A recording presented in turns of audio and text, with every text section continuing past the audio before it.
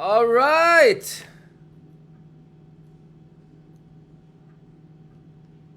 Boom! Booyakasha! Kamusta kayo dyan, mga kameta? How are you? Here it is. We have a new king. I mean, officially, we have had the king since the passing of the queen. But now, tapos na rin yung coronation. To be honest, mga kameta, kanina nung pinapanood natin at ina-analyze natin itong coronation ni King Charles III, I was just wondering about how surreal it felt. I think this is a kind of a first coronation, major kind of coronation we have witnessed in our lifetimes. The last time we had something like that was, I think, exactly 7 years ago in 1953 when Queen Elizabeth, the mother of the current king back then, took over the British Empire. But it was actually a crumbling British Empire. And now we're talking about the UK that is very, very different, mga kameta. And of course, what also makes this year's coronation quite different is that wala dun si Biden. I don't think there's ever an American president in recent memory that has attended coronation. But we have Ferdinand Marcos Jr. BBM.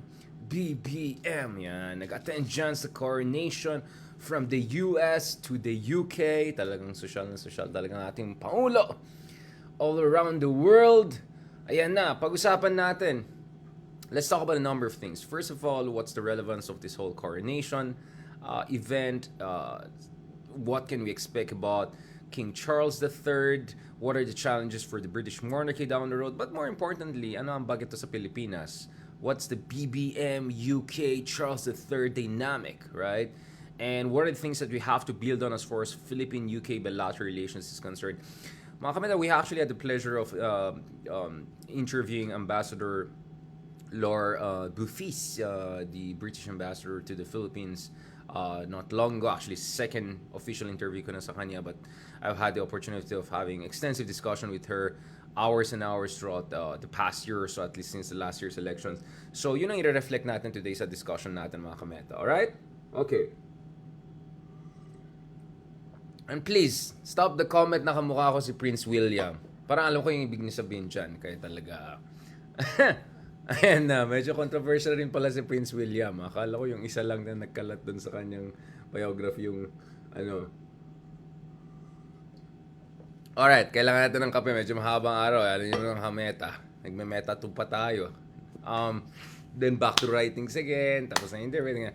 But anyway, habang wala pang Sabbath day, I'm just want to get all this work out so that back day to Sabbath day. Now, first of all, let me discuss a bit in terms of my general impressions and understanding of the whole coronation process. Alright, mga kameta, let's talk about the coronation process. Now, alam natin na maraming hindi natutuwa sa British monarchy in the United Kingdom, especially mga kabataan, mga kameta. Alright?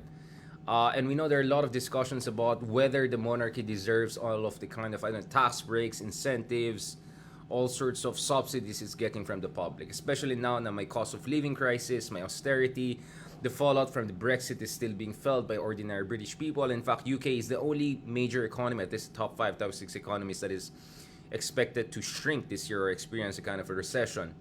So things are not looking very rose-tinted as far as the United Kingdom is concerned. Not to mention Charles himself. Charles III is not necessarily the most popular person in the United Kingdom.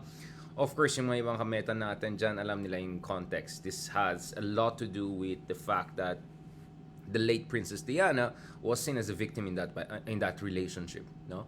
Habang usapan yan, manood na lang kayo ng The Crown kung wala kayong time magbasa ng mga biographies or check ng documentaries, etc. Alright? I'm not here to marites about royal family affairs. But this is the political context we're talking about. Now, there are signs na in fairness hindi tone deaf itong bagong king na yan. In fact, I'll discuss to you guys later on, not only he's not tone deaf, it looks like he's actually far more progressive than many people are willing to give him credit for. Now, again, I'm not a fan of monarchy. I see where people are saying the monarchy has no place in the 21st century. I understand that. I know where they're coming from. I completely also sympathize with people who have issues with subsidies, expenditures, etc. of people in position of influence. I get it. I completely get it, mga kameta. I hear you. At the same time, let's not forget that it's not like the republics we have today are very encouraging too, right? Look at the bunch of clowns or charlatans and populists and demagogues who get elected into office and then act as complete tyrants. Now compare that dun sa record mga kameta ng mga constitutional monarchies around the world, especially the one that we have in the United Kingdom. Head of state and head of Church of England, yung king ng United Kingdom, but they don't necessarily run the day-to-day affairs in ways that elected presidents do in many countries. Anyway, balikan natin yan mga kameta. Balikan natin mga kameta. Let's talk about this. Sino yan? Mamaya natin kadam. Ito. Okay. Now, the first thing we notice is that actually, hindi naman chinipang, but actually there were efforts to make sure na more austere than decadent yung labas dito sa coronation process. For instance, yung long parade na, I don't know, like 5 miles, naging 1. Yung 8,000 participants, naging 1 or 2,000 participants. So there was a 67-80% reduction in terms of participation, in terms of literally the length of the parade compared to what we had in 1953. There's an adjustment there. But the other thing I want to talk about, mga kameta, is of course, there are some interesting things here. For instance, is the honoring of the Queen Consort. No, that's important again in the context of the whole Princess Diana tragedy and drama and all of that. The fact that you have the partner of Charles III getting that kind of coronation, I think that was kind of a closure moment. Emotionally, politically, some would even say morally, right? That was also important.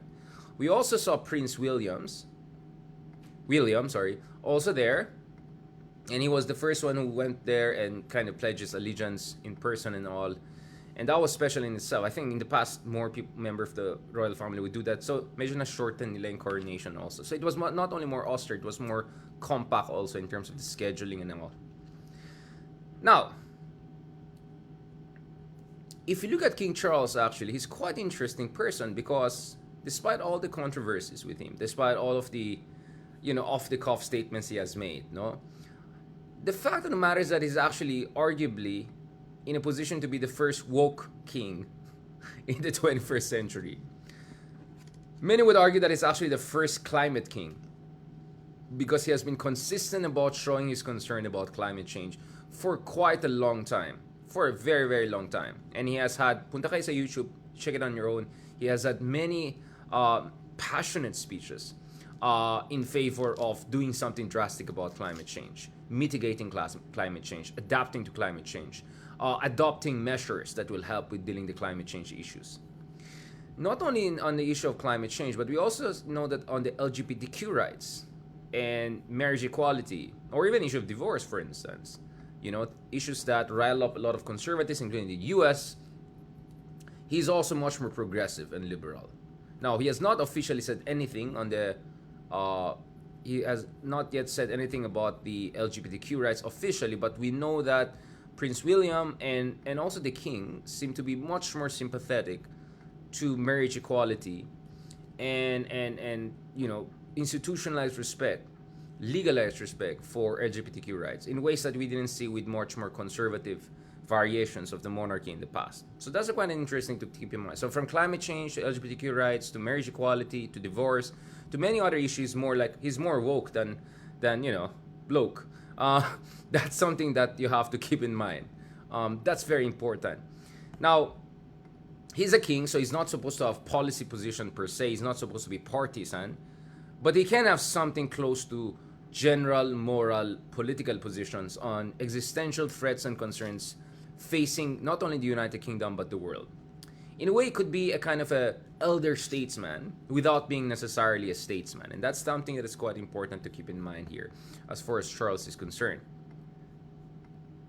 Now, I know na hindi tayo lahat dito dahil sa UK, etc. We're also here to talk about this. Now, something that is also interesting with this year was that, if I'm not mistaken, there was like 2 Filipino nurses, Filipino-British nurses who were there also in the coronation. So that is a kind of a recognition of the importance of the Filipino community, Filipino English or Filipino British community, and especially their contribution doon sa healthcare sector, and especially during the COVID-19 situation, crisis. So I'm glad to see, at least I saw a number of comments there about Filipinos or people in Filipiniana or something there in the coronation. So I think that was the context. So I'm glad about the integration and not only full respect but recognition of the Filipino people, especially the nursing healthcare community. No, that's very very important, mga kameta, and I'm happy about that. I also like something about what I like also about Coronation was it was multi-faith. Walang Islam or Hinduism. Why is it important Islam? Because the mayor of London has a Muslim background and the prime minister has a Hindu background, right? So I was expecting maybe some, and then Sikh pa yating dun sa Scotland, diba? But anyways, at least you had multi-Christian faith representation, even if he's the head of Church of England. Now you could also see that Bongbong has a very special relationship with the United Kingdom. Now, I know may mga nag-react when I said he's British educated. I was not referring to Oxford because we don't know if he ever graduated from there. I mean, we know that he never graduated. Ayan na naman tayo. Ay. Ayan na.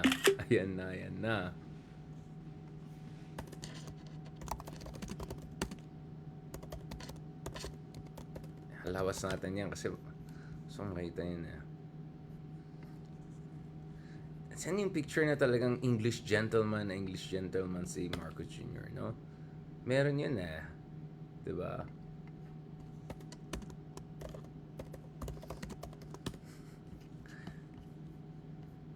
Ay. Yeah, ganito. Alam natin when it comes to Marcos Jr., especially when the father had concerns about, his discipline and work ethic, etc. Pinadala siya sa boarding school sa United Kingdom. So actually, he's educated in United Kingdom. I'm not referring to the college level in terms of graduating from Oxford, but he was also in Oxford. Alam natin yan for a fact. He was in Oxford. I cannot use the word attended because attended also implies you graduated from Oxford. But he was in Oxford for PPE, at least 2 semesters or so or more. But more than that, he had his boarding school in the United Kingdom. I think ito yung picture niya nasa Oxford siya. Taray. Yun, no? That's it. It's a wrap. May hinahanap talaga akong picture, eh.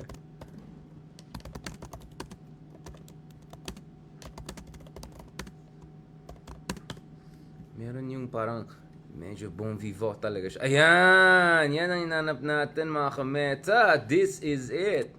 Ito. Etong hinahanap ko, mga kameta. Ito yung picture talagang, diba? Especial talaga, especial. That's it. Yan, talaga, oh. Talagang pormang-porma, oh. Porma. That's it. Yan, kitang-kita natin, diba? Ang ating Pangulo, diba? Very, very posh, diba? Kitang-kita natin yan, mga kameta. So, we have a president who's very, very familiar. Put time very, very. We have a president who's quite familiar with the British culture. From what we know, is even an aficionado of British music, culture, underground music, all of that. So very Anglophile, and I think he's the only Anglophile president we have ever had. I'm not sure there's gonna be another one soon unless si Sandro is there in the mix, diba? Tingnan natin yan. But this is quite something, mga Uy, paras kami may pork data. Wait lang. Challenge ako, nasaan yung code ko? Ayan, talagang tingnan British talaga yung style natin. I'm usually Italiano, in estilo Italiano. Yeah, yung mga ganon. New York boy. Ayan. Okay, that's it. Mga kameta. May nanalo na. Uwi na tayo. That's it. Uwi na tayo, may nanalo na. Ayoko na magsalita.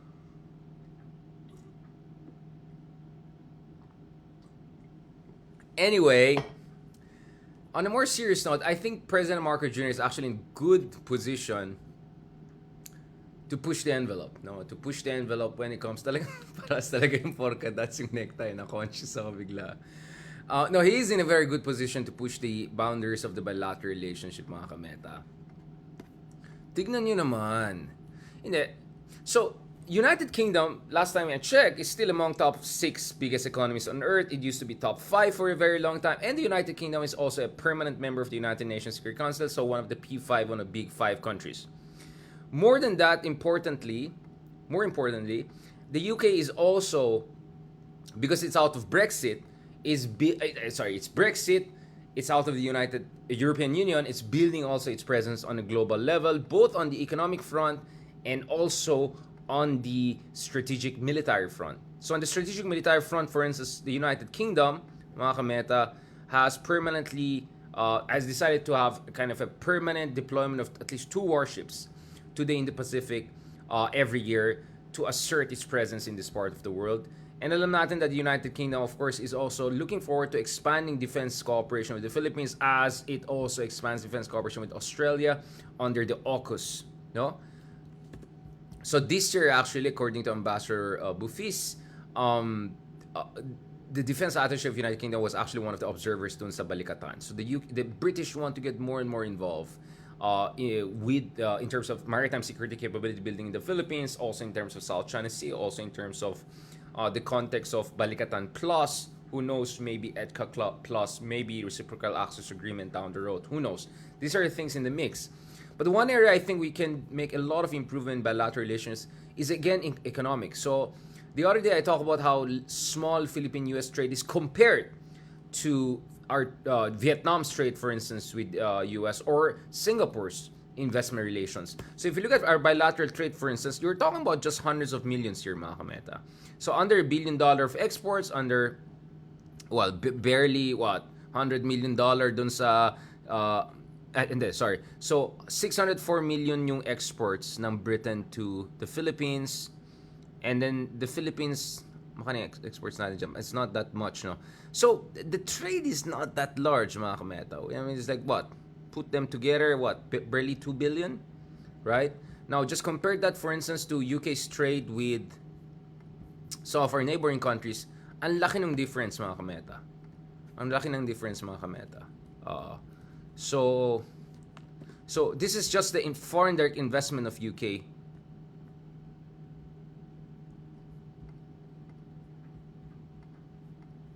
Well, this is chart 2. I have to double check if it's total or just British, but just you can look at it yourself. No, I mean the numbers with Vietnam and Singapore is again incomparable. I can talk about, of course, Thailand. I can talk about Malaysia. It's just for consistency of comparison, because yun yung dalawang bansang ginamit natin in the previous talk US and the Philippines. I just thought that would be also important. So for instance, you look at the Singapore. Okay, so these are the numbers for Singapore. So we're talking about huge numbers. So in Philippines, $1-2 billion of trade. In the case of Singapore, UK, you're talking about 20 billion pounds of trade. So the difference is very large. It's like 10 to 1, right?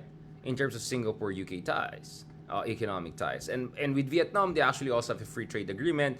So those are a number of things that we still have to talk about, mga kameta. There are a lot of things that we have to improve. So I hope with President Marcos there, this is not just about the pomp and pageantry. This is not about just nostalgia. This is not just about his, penchant for British culture and all. But this is about efforts to effectively push the boundary of bilateral relations, because economically sobrang underdeveloped. Strategically, there's a lot of potential, but we have to push the envelope also. And who knows, when it comes to people-to-people relations, baka naman, punta na tayo sa UK, mag-aaral na rin tayo sa UK. Balita ko yung isang vlogger nag-aaral na sa UK. In fairness sa kanya, nag-aaral na talaga siya. Yan, in fairness, ha? In fairness naman, dun sa vlogger troll na yan. In fairness, nag-effort talaga. Alright, I'll keep it there, mga kameta. Medyo napagod na tayo, mahabang araw yun. Di pa ako tapos, habol pa ako dun sa ibang work. Thank you very much nga sa lahat ng mga sumporta sa atin. Thank you kay Filipina Abroad. Salamat kay Joe Shalan, kay Andre Llamas, kay Ma'am Jocelyn Lumber. Thank you so much sa inyong lahat. Maraming salamat dito. Thank you din dito sa kabila, sa mga kaibigan natin. Maraming natuwa dyan, Almonte, Arvin Van, Noemi Tablare, yan talagang Mia Fresnido, Vida Soriano, June Ignacio joining us from Toronto, Madrigal Heya, Maricel Mandel, yan, Mila Bigan, yan, British aficionado. Tuwan-tuwa siya dun, Marami natuwa dun. Pero diba, paras ng namin? Porka dots talaga eh. Alright. Okay mga kametal, keep it there. Thank you very much guys and have a good weekend. And have a blessed Sabbath day and talk to you soon, God willing.